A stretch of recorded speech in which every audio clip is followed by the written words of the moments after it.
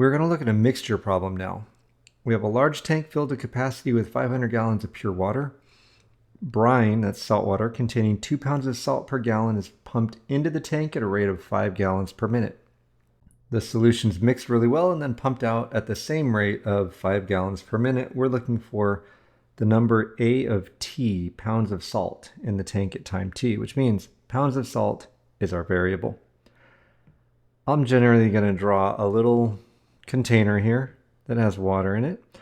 We're told initially it has 500 gallons of pure water. That 500 gallons of pure water initially is our initial condition. A of 0 is equal to 0. We'll come back to that later. Now we've got a solution coming in that contains 2 pounds of salt per gallon, and it's coming in at a rate of 5 gallons per minute. So what's coming in is 2 pounds of salt per gallon, and it's coming in at 5 gallons per minute. Unit analysis says we can divide out those gallons, and we have an amount of salt that's coming in at a rate of 10 pounds per minute. Then we're told the well-mixed solution is being pumped out at the same rate. So we've got the stuff coming out is coming out at 5 gallons per minute. And now is the part where we need to start thinking. How many pounds per gallon are coming out? This is where it's really useful to note that we're told that the number of pounds of salt in the tank is A. At any moment in time, we don't know how much salt is in the tank. I mean, we know after a minute 10 pounds is in the tank, or we would if no liquid were coming out, but the thing's being mixed up and salt is coming out. So it's not as easy as just guessing at it. We don't need to guess. It's A pounds. And the tank has a total of 500 gallons, so the concentration is A pounds per 500 gallons. The gallons divides out. In this case, the 5 divides out, and we have A over 100 pounds per minute. Now we got all that from reading the problem, but remember, our model is that dA dt, the rate of change of salt in the tank, is rate in minus rate out. And in this case, we're talking about pounds of salt. So here we've got dA dt is equal to the rate at which salt is coming in is 10 pounds per minute. The rate at which salt is going out is 1/100th A pounds per minute. And that's the differential equation that we're going to solve.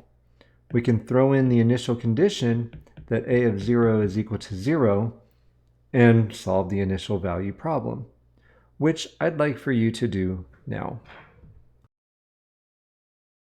I'll note that dA dt equals 10 minus 1/100A is linear.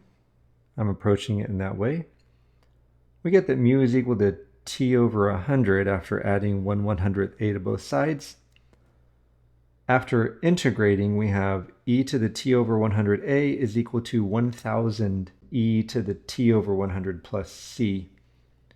So that A of T is equal to 1000 plus C e to the negative T over 100. A quick note on that 1000. If we were differentiating e to the T over 100, we would multiply by 1 over 100. Since we're anti-differentiating, we should multiply by 100. Okay, the initial condition, A of 0 equals 0 gives C is equal to negative 1000. So that A of T is equal to 1000 minus 1000 e to the negative T over 100. Sometimes I like to consider whether a solution makes sense. It's something we pretty much should always be doing. The amount that we have over time, it looks like it's decreasing because we have e to the negative T over 100.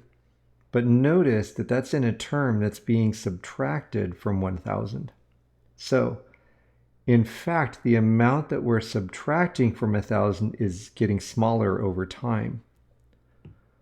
We can note that the limit as t approaches infinity of A of t is equal to 1000, which is exactly how much salt we would have if we filled this 500 gallon with a mixture that contained 2 pounds of salt per gallon. That 2 times 500 is going to be 1,000. So the universe makes sense. That was pretty much our most basic case. Now we've got the previous problem, but under the assumption that the solution's pumped out at a faster rate of 10 gallons per minute, we're told to solve that new problem. Now I've done some setting up for us here. Since it's the previous problem, we still have salt water coming in at 10 pounds per gallon. And then what's coming out, instead of being 5 gallons a minute, is coming out at 10 gallons per minute.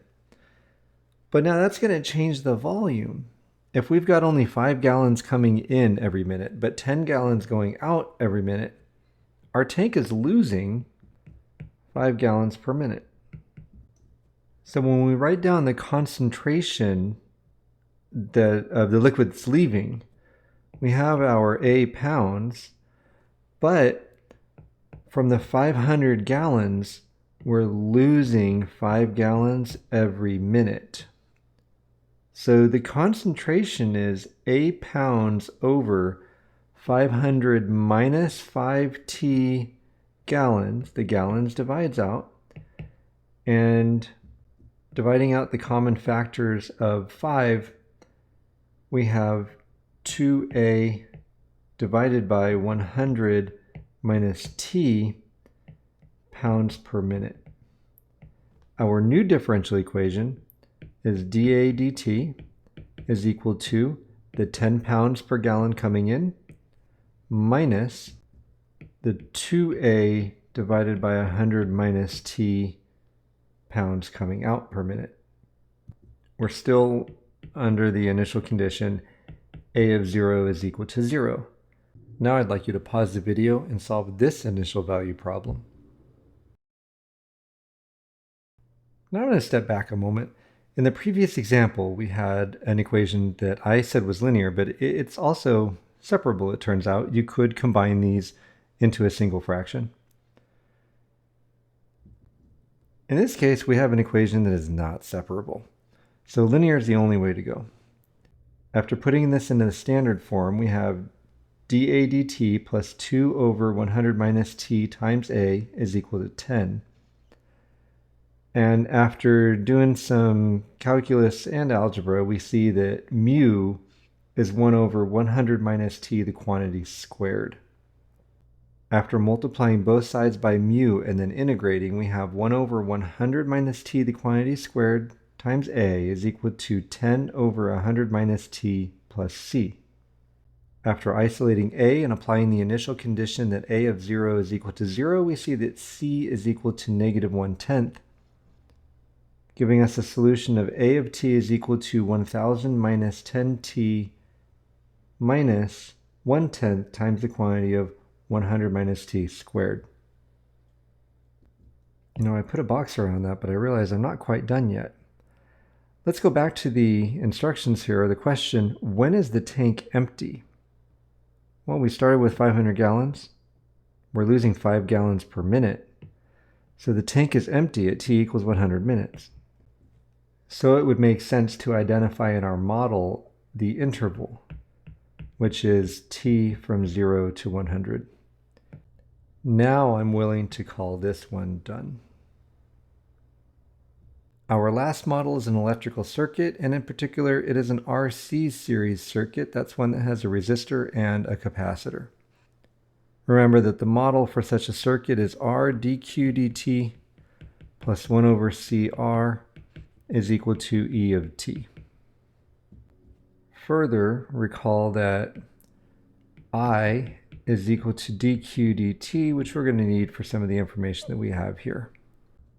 We're told a 200 volt electromotive force is applied to the RC series circuit in which the resistance is 1000 ohms, so R is equal to 1000, and the capacitance is 5 times 10 to the negative 6 farads. So C is 5 times 10 to the negative 6. Find the charge Q, so solve the differential equation. On the capacitor, if I of 0 is equal to 0.4, that's why we need to remember that I is the derivative of Q. Now, before I turn you loose on this, I'm going to let you know of a common pitfall. We have 1 over c times r in our differential equation.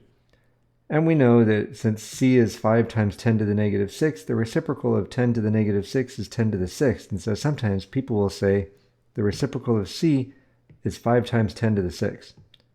Well, that's wrong. C is 5 over 10 to the 6th, which means that 1 over c is 10 to the 6th divided by 5. Don't forget, we need to reciprocal, if you will, both the 5 and the 10 to the negative 6. Now, with that in mind, go ahead and flesh out and solve the initial value problem. We end up with 1000 dq dt plus 10 to the 6th over 5q is equal to 200. Putting it into standard form gives us mu is equal to e to the 200t. Multiplying and then integrating finally gives us e to the 200tq equals 1/1000th e to the 200t plus c. Solving for q of t, we have 1/1000th plus ce to the negative 200t. Our initial condition was that I of 0 is equal to 4/10. So we need to find I of t, which is the derivative of q, and that gives us negative 200 ce to the negative 200t, and finally c is 0.002. So q of t is equal to 0.001 plus 0.002 e to the negative 200t, and I of t is 0.4 e to the negative 200t. We weren't asked for I of t, but if we go back, we see determine the charge and the current at time equals 0.005 seconds. At 0.005 seconds, our charge, this is just a calculator exercise, is about 0.3689 coulombs, and our current is about 0.1472 amps. Then the question was, what is the charge as t approaches infinity? So we're asked for a steady state solution. As t approaches infinity, the charge approaches 0.001 coulomb because we have a transient term.